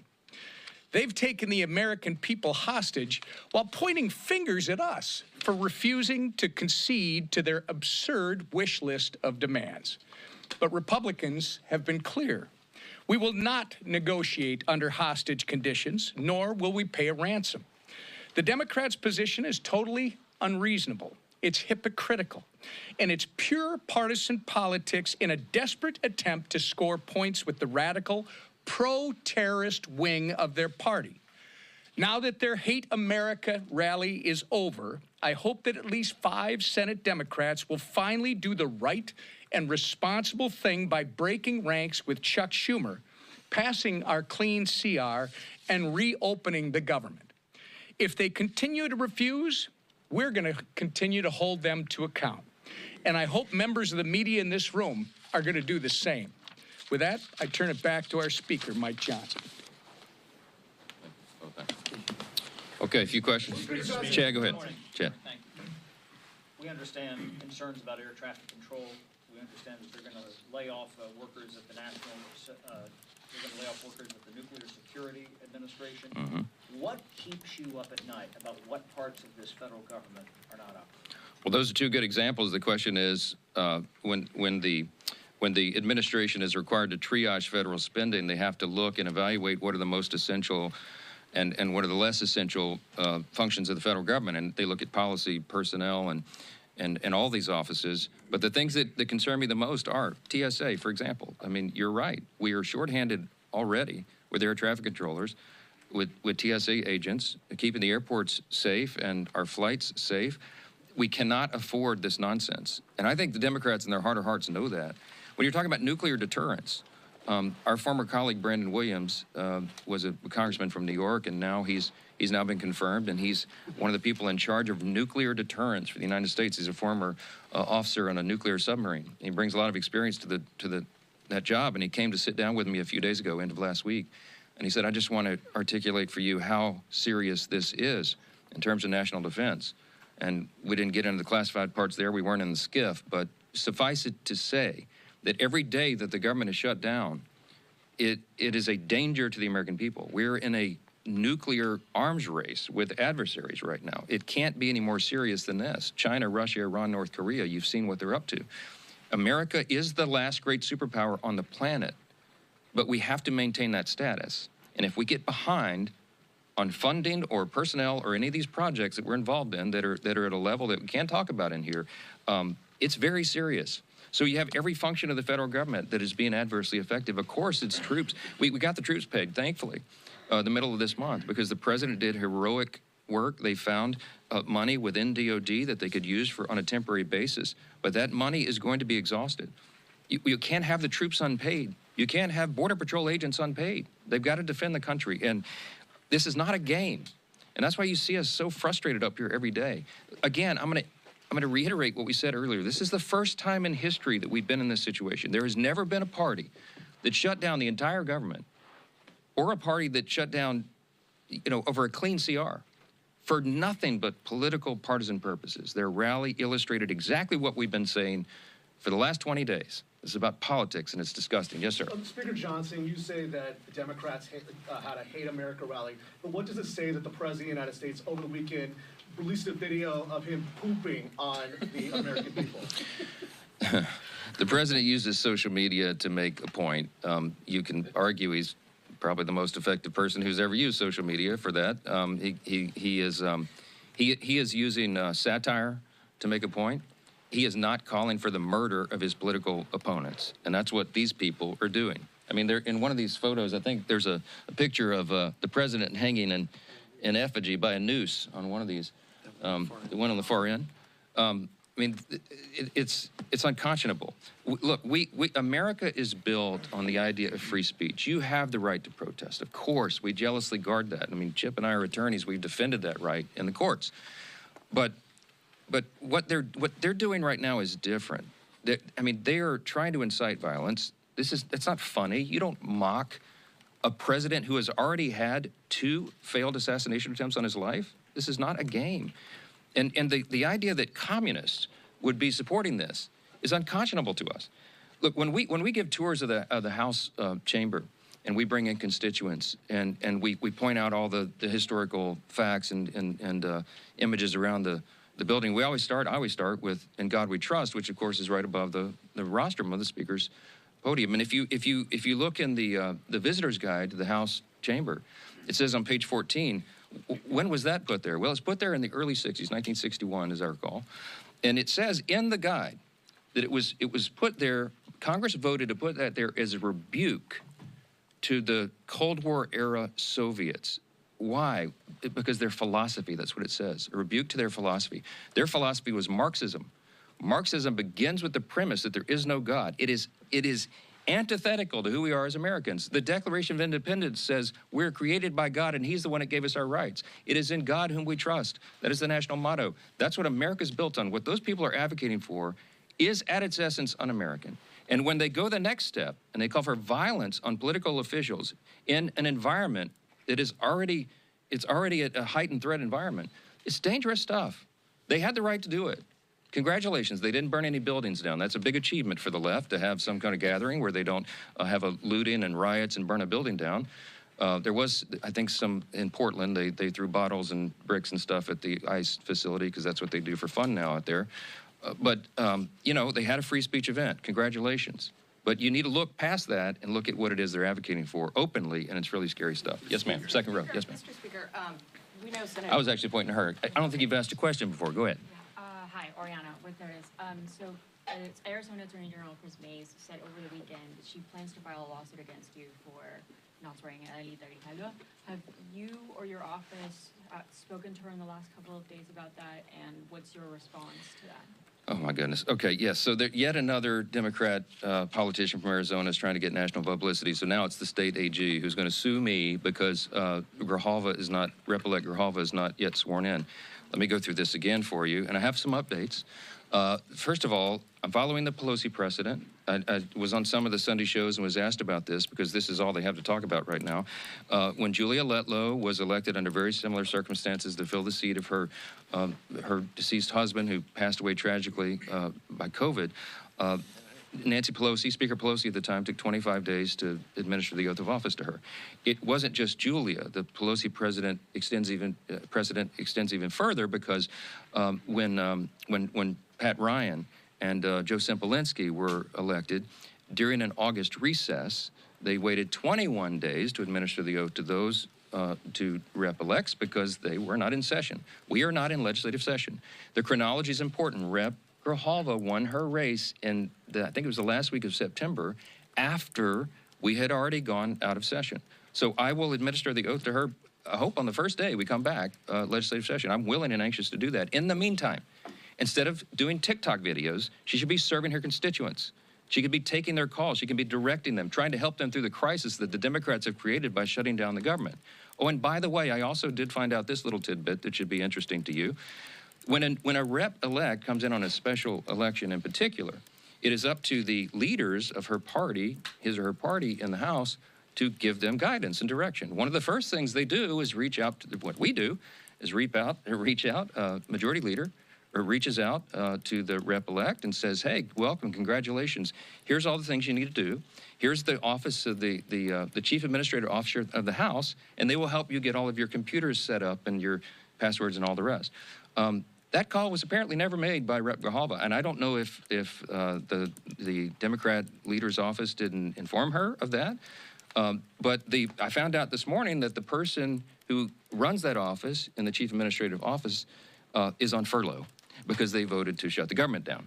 And so that person didn't reach out affirmatively, but now it's been sorted out, and I'm told they're going to her office today because she made a TikTok video saying that she couldn't use her computers. Well, she'll be able to use her computers now. Okay, she has 16 staffers. They need to be taking calls, and they need to be helping their constituents, just as Republicans are out in their districts right now, helping them navigate the chaos that is created by Democrats who are playing political games. Yes, next question. Yes, sir. Are we not fast approaching the point where this CR doesn't buy you time for appropriations? Well, I would defer to my appropriator buddy up here, but here's the thing. The appropriators have been doing great work. They're continuing to work. Even during the shutdown, they're working individually and on their subcommittees and among themselves and even across the aisle to get the next batch of appropriation bills ready for passage. Is the time eroding quickly? Yes. Is it dangerous for them to shut the government down right now? Yes, because we have very pressing matters that we need to handle, but we can't do it when the Senate is stalling all of that, stopping it. We passed 12 separate appropriations bills through the House committee. They've done their work. 3 of them off the House floor. 3 bills off the Senate floor. They don't match up exactly, so we're going to conference committee on that. We have to finish that process. We have to rebuild the muscle memory for regular order because that is how we serve as good stewards of the American taxpayers. We're anxious to do that. We hope the Democrats will see the light. We hope that you will ask them the tough questions this week. Why in the heck are you doing this? What is the point? What is the purpose? And don't let them say it's about Obamacare subsidies, because that was always going to be the subject of debate internally and and across the aisle between the caucuses and amongst everybody in the month of October. And they are now eating up the clock for us to have the thoughtful debate about reforms and things that might be necessary if indeed that's going to be extended. So it's on them. You need to ask them the tough questions. We're here to do the work. We'll continue to do it. Thank you all. Republicans speaking on the government shutdown today as it hits day 20. We are going to take a 2-minute break on Live Now from Fox. We will be right back with you, and we are keeping tabs on the White House. President Trump going to be speaking at 4 p.m. Eastern. There's also a podium set up just outside of the White House, just in case if any White House officials do want to come up there. We will bring that to you live if it does happen. All right, we will take a 2-minute break. Be back with more.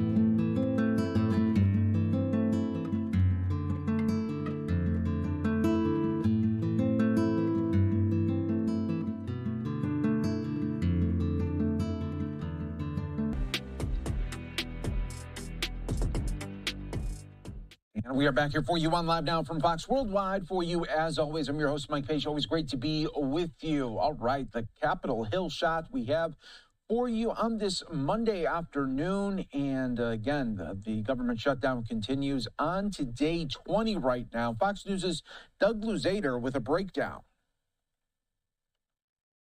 Oh, this is an overture from Republicans, but Democrats say it doesn't go far enough, and there is no end in sight for this shutdown. The protests across the country this weekend may have been called No Kings, but for Democrats on Capitol Hill, the takeaway message was no deal. House Republicans are now heading into their 4th week of vacation. They continue to cancel votes. They have no interest in doing the business of the American people, and that's unfortunate. I think it's a joke. President Trump unimpressed with the protests and still holding firm against Democratic demands to renew Obamacare health subsidies and other spending priorities. They want to spend $1.5 trillion, with a T, trillion dollars, giving it to people that came into the country illegally. What Republicans are offering now is a vote on those health subsidies if Democrats agree to a stopgap plan to reopen the government first. Offering a vote in the Senate without a commitment that it would pass, without a commitment that the House would even take it up is an empty offer. And likewise, don't expect Republicans to budge until the government reopens. I refuse to allow us to come back and engage in anything until the government's reopened when the Democrats do the right thing for the people. They're playing politics, and we have to use every ounce of leverage we have to make sure they do the right thing. But more missed paychecks and more disruptions for air travel are increasing pressure on both sides to strike a deal. In Washington, Doug Luzader, Fox News. All right, thanks, Doug, for that. And we are going to be keeping an eye on the Senate floor coming up in the next hour because the Senate will be coming back from their weekend break, and we will see senators speaking on the floor, including Senator Schumer and Senator Thune. We'll take that for you when it does get going right here on Live Now from Fox. We will take another 2-minute break. Coming up, we will hear from Democrats speaking on the shutdown. That's coming up next on Live Now from Fox.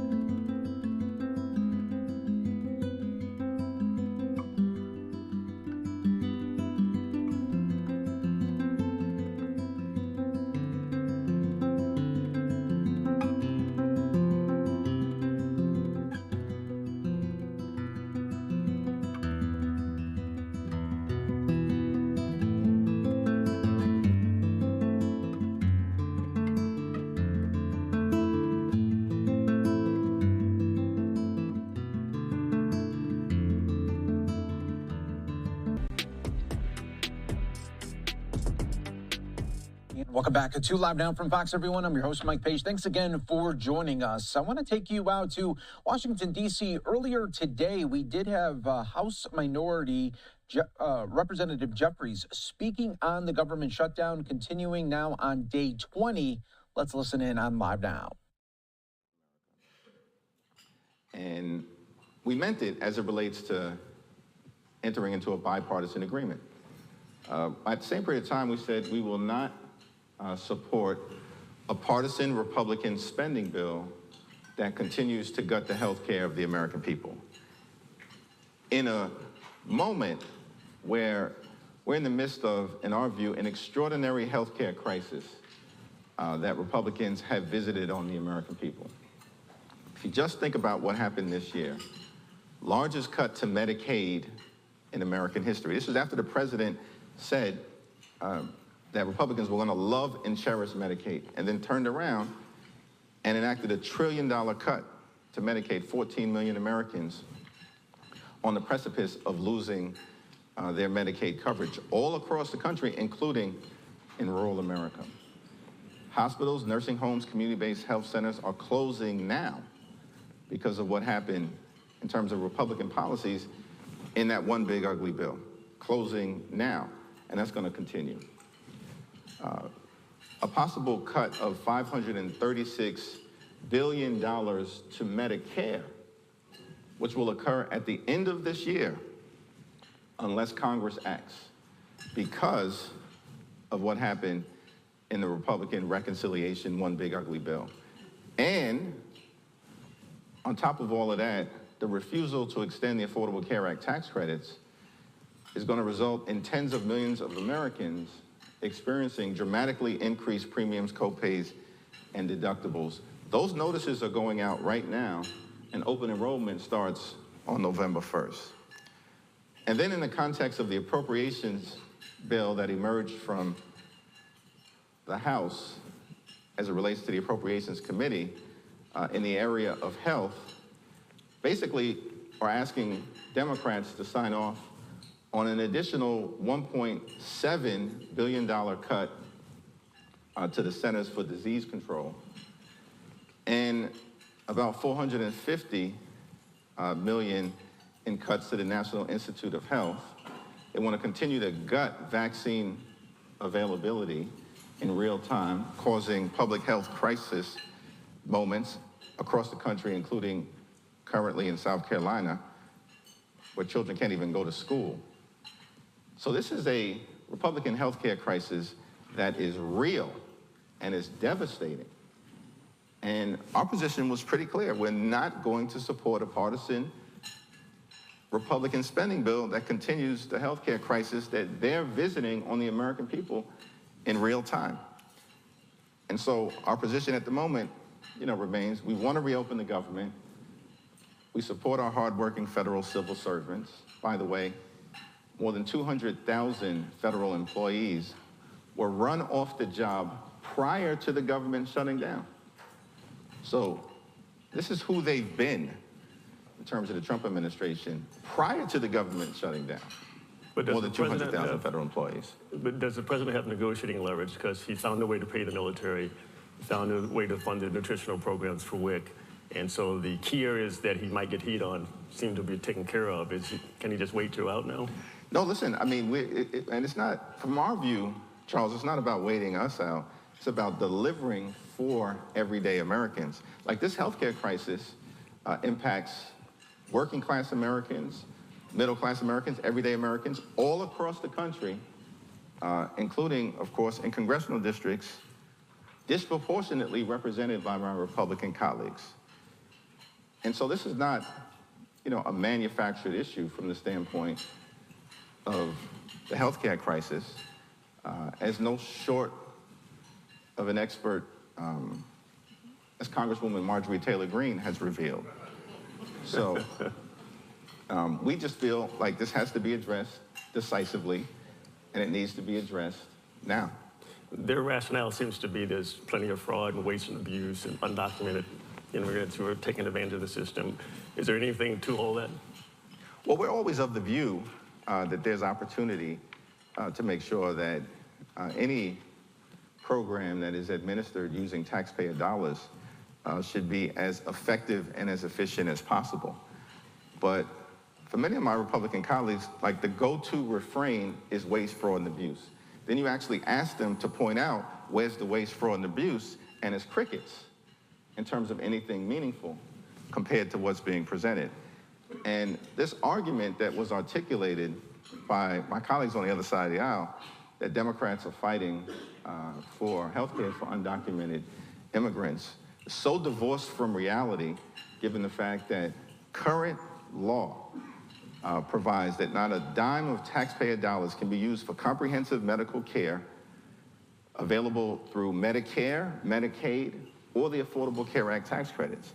And of course, it's belied by the fact that notices are going out to everyday Americans as we speak, making it clear that their premiums are about to double, triple, or quadruple in value or in cost. In at least the Phoenix district, a couple making less than $100,000, I think currently may pay with Affordable Care Act tax credits about $2,000, $2,500 a year in its coverage out of pocket. That could increase to over $20,000.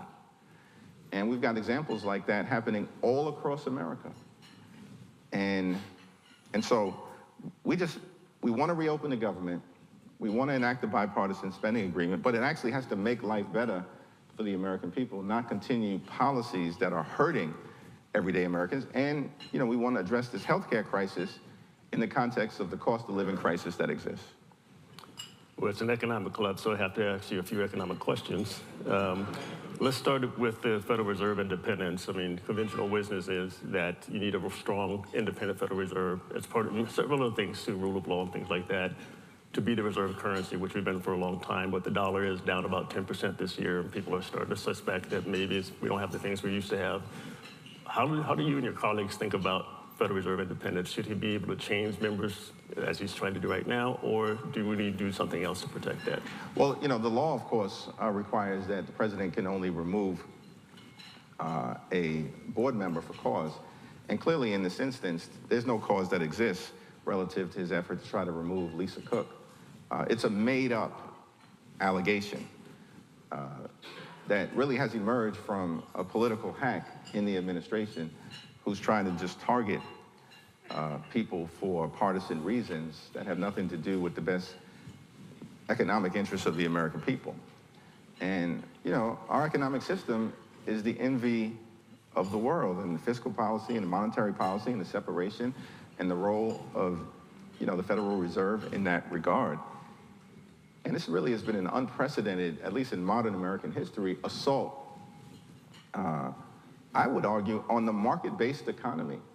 Bullying CEOs, bullying corporations, firing the commissioner of the Bureau of Labor Statistics, going after the Federal Reserve, you know, board, taking shares in American companies. I mean, this is extraordinary stuff.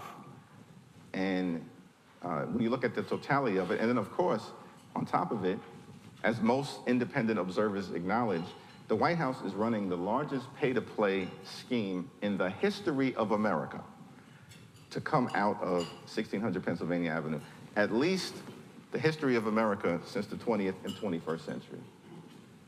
How is that consistent with a free market economy? It is not. So I think all of it has to be looked at in totality. And, you know, that's just the macroeconomic dynamic. And then, of course, the big challenge that everyday Americans confront is the affordability one. That life in America is too expensive for far too many people who are struggling to live paycheck to paycheck. They cannot thrive, and they can barely survive. And housing costs, of course, are too high. Electricity costs through the roof. Childcare costs too high. Grocery prices haven't gone down, despite the promise by the president that costs will go down on day one. They haven't gone down, they're going up.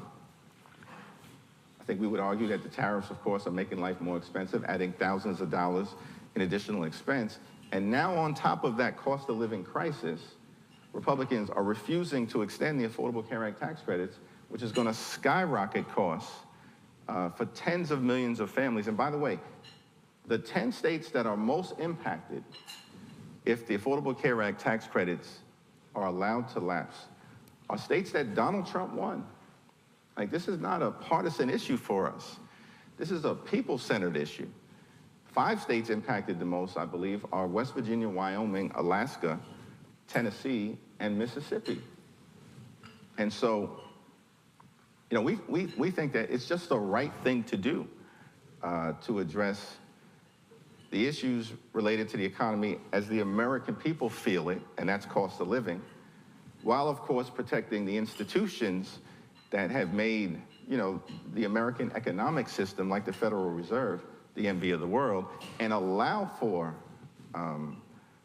the dollar to continue to be the reserve currency of the world. Let's switch to the national debt for a second, because it's now nearly $1 trillion in interest costs, almost 100% of GDP. It's twice what it was 8 years ago. It just seems unsustainable. Wall Street is